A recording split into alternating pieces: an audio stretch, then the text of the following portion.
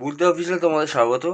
আজকে আমি আমাদের চান্দার বয়েজ ক্লাবের সরস্বতী পুজো, যেটা আমাদের বাড়ির সামনে গলির ভেতরে হয়, সেই পুজোটা আমি আজকে তোমার সামনে কিছু কথা বলবো সেই পুজোটার ব্যাপারে। এই পুজোটা অ্যাকচুয়ালি আমরা করছি 2000 না, 1997 সাল থেকে করছিলাম।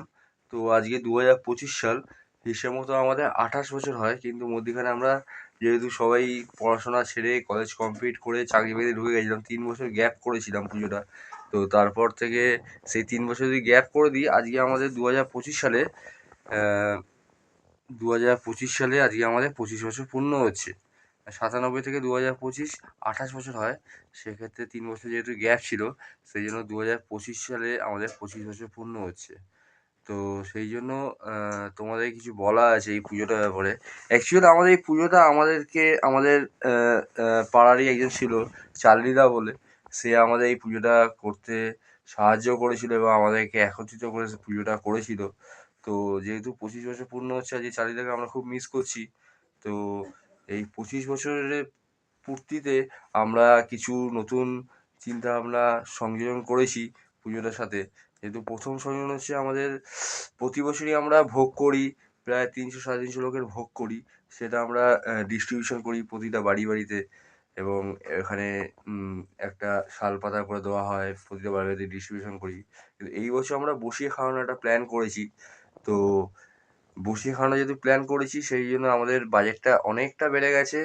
মানে আমাদের প্রতি বছর পুজোর 20,000 22,000 টাকা বাজেট হয়, এবছর আমাদের তার ডবল হয়ে গেছে, প্রায় 40,000 টাকা।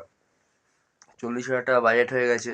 তো আমরা সেই বাজেটটা তুলবো আর তুলে ফেলবো, সেটা আমরা জানি। আমরা নতুন কিছু সংযোজন করেছি, সেইটা হচ্ছে প্রথমত হচ্ছে আমরা এই বছর পুজোতে আমরা একটা ইনভিটেশন কার্ড করেছি।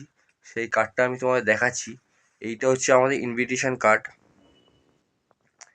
এই কার্ডে সমস্ত কিছু লেখা আছে।